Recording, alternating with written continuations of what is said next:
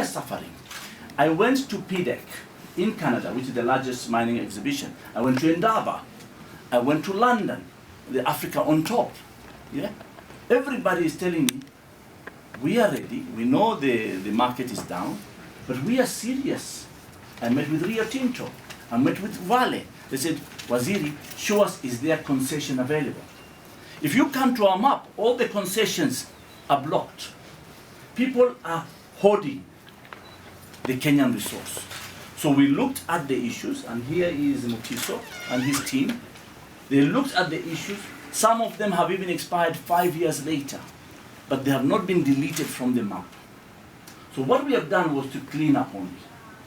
So we cleaned up those 65 licenses. So to allow the cadastre to be open.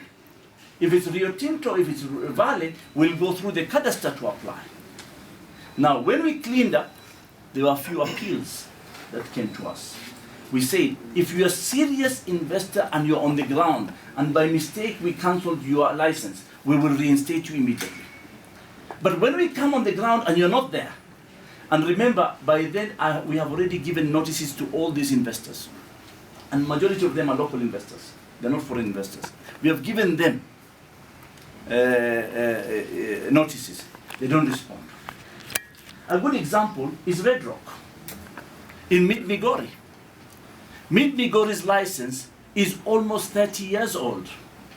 In the last 30 years, they are every day telling us they are doing exploration. Now, either you explore and transit from exploration to mining, and then do a mine so that I can get job. Kenya does not benefit when it's just exploration. Exploration is good to know the resources, but Kenya will benefit when there is a mine. Because there will be local content in terms of businesses around the mine, people will be employed, that mine will pay taxes, and that mineral will earn us royalties. And that is the spirit of getting this policy executed. Now, Mid-Migori happened to have joined with Red Rock. Red Rock is 15% shareholding of Mid-Migori. So we said, come in. Give us your figures and show us that in the next 1 year, you're going to put a mine. And when we look at Red Rock's records, just a year ago, Red Rock raised money in the London Stock Exchange. They could only raise £500,000. If you are a serious mining company, if you don't have $100 million, you are not serious, my friends. Balala and company cannot do this business. Kazungu and friends will not do this business. This business is people who are serious. That's why when it is big money, and we said in our bill, if you have $500 million to invest in mining, come, and we can do a special agreement for you, but it will only be endorsed by Parliament for transparency's sake.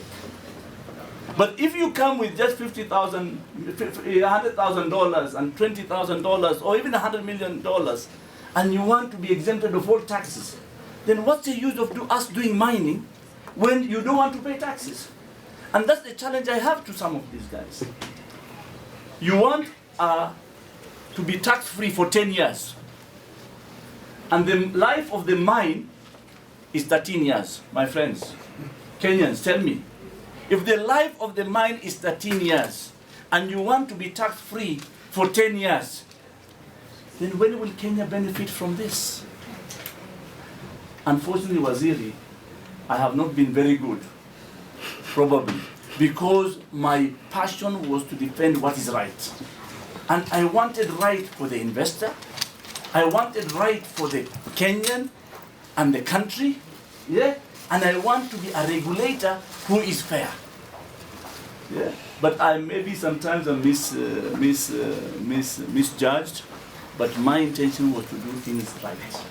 Because if we don't do it right in the next 5 years, yeah, as you say, it's not about growth, it's about making things right.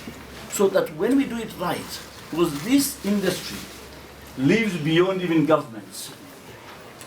A government is 10 years or 20 years, it lives beyond that. If we don't do it right, then the people will not benefit of this country.